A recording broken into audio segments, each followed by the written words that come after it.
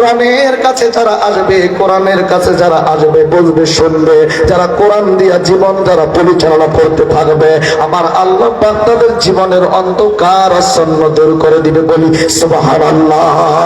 যারা এখানে কোরআন শোনার জন্য বন্ধুরি এই সামান্য 10-15টা মিনিট কথা বলছি, আপনারা বসে গেছেন, আমার আল্লাহ আপনাদের জন্য একটা পুরস্কার ঘোষণা করছে।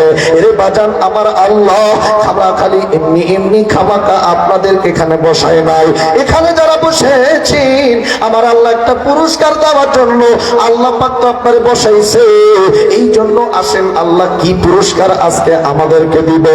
আমার আল্লাহ ডাকতে বলেন, ইন্নামাল মুমিনুনা আল্লাযীনা ইযা যুকিরাল্লাহু ওয়াজিলাত কুলুবুহুম ওয়া ইযা তুলিয়াত আলাইহিম আয়াতুহু যাদাতুহুম ঈমানান ওয়া আলা রাব্বিহিম ইয়াতাওয়াক্কালুন।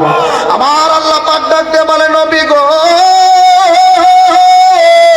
ইয়া রাসূলুল্লাহ, ইয়া হাবিবাল্লাহ, তামাম পৃথিবীর জমিনের মানুষগুলোকে জানায়া দাও, মুমিন তো তারাই, সফল কাম্য হবে তারাই তো ঈমানওয়ালা, যাদের সামনে যখন আমার আল্লাহ পবিত্র কোরআনুল কারীম তেলাওয়াত করা হয়, তাদের অন্তর তখন ভীত হয়ে যায়, অন্তরটা যখন নরম হয়ে যায়, অন্তরটা তখন তাদের নরম হয়ে যায়, দুর্বল হয়ে যায়। আর সেই সময় আমার আল্লাহ এই বান্দার আমলনামা থেকে আমার আল্লাহ পাক তার ঈমান যে আছে, এই ঈমানকে আমার আল্লাহ মজবুত করে দেয়, ঈমানের উন্নতি করে দেয়। জোরে কর সুবহানাল্লাহ। কোরআন দিয়া জীবন গড়ো বন্ধু, কোরআন সাইও না, কোরআন দিয়া জীবন গড়ো বন্ধু, কোরআন সাইও না।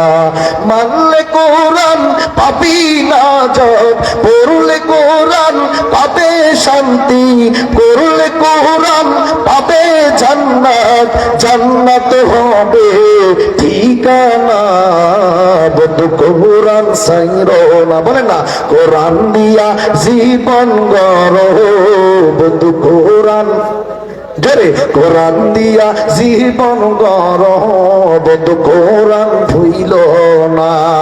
তবে বলতেছিলাম আমার ভাইরা বন্ধুগণ, এক নম্বরে তো আমার আল্লাহ পাক বলল, কোরআনের কাছে আসো না। ইন্নাল্লাযীনা ইয়াতলুনা কিতাবাল্লাহ।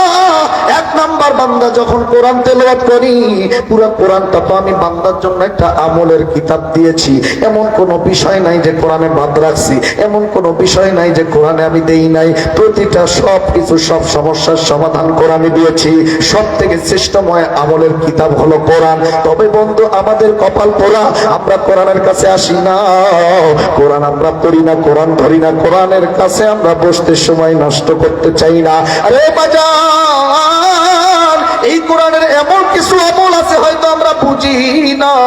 আফালা ইয়াতাদাব্বারুনাল কুরআনা আম আলা কুলুবিন আকফালুহা। কোরআন নিয়ে গবেষণা করি না, কোরআন নিয়ে চিন্তা করি না, কোরআন নিয়ে পড়ি না, কোরআনের অর্থও পড়ি না।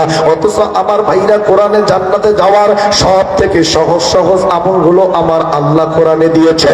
আল্লাহর নবী, বিশ্ব নবী মুহাম্মদ রাসূলুল্লাহ সাল্লাল্লাহু আলাইহি ওয়াসাল্লাম একদিন সাহাবীদেরকে বলছে, সাহাবীরা, তোমরা কি আমার আল্লাহর জান্নাতে সরাসরি কম সময়ে যেতে চাও?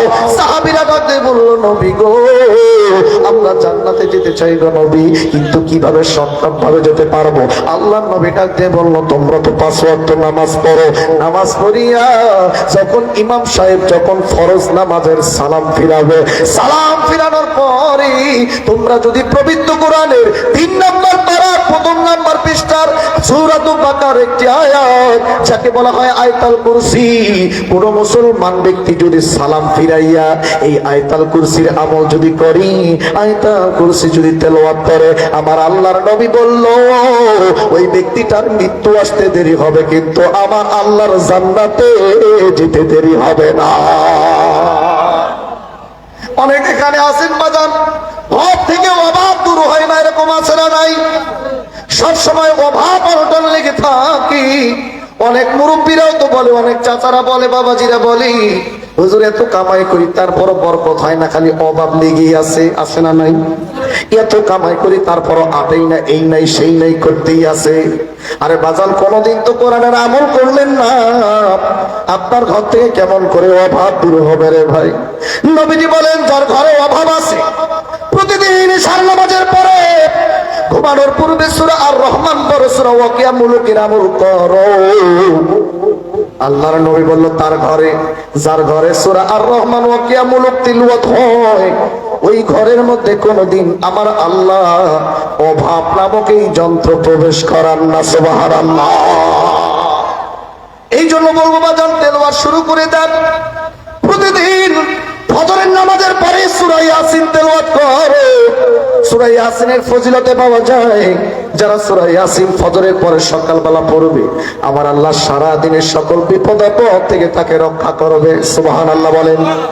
আবার অনেকে সকালবেলা ঘর থেকে বের হন, সারাদিন কাজকর্ম করে আবার বিকাল বেলা সন্ধ্যায় রাতে বাড়িতে ফেরেন, কিন্তু চোখের সামনে দেখা যায় কত মানুষ আছে যারা ঘর থেকে বের হয় বাজান সুস্থ মানুষ, কিন্তু আবার সন্ধ্যার পূর্বে অনেক মানুষ আছে দেখা যায় তারা লাশ হয়ে মৃত্যু হয়ে মানে ঘরের ভিতর আবার প্রবেশ করে বাড়িতে আসে। আছে না নাই? সকালবেলা ভালো মানুষ বের হয়, কিন্তু ফেরার সময় লাশ হয়ে ফেরে। কত রকম বিপদ আপদ আমাদের চোখের সামনে দেখা যায়। এত বিপদ আপদের মধ্য থেকে আমি আপনি চাই যেন বিপদ মুক্ত থাকতে পারি। এটা কি চান আপনারা? পবিত্র কোরআনুল কারীমের একটি সূরা ইয়াসিনের আয়াত আছে, যে আয়াতের আমল যদি করতে পারেন, নবীজি বলল সূরা ইয়াসিনের একটি আয়াত, সালামুন কওলাম মির রাব্বির রহিম।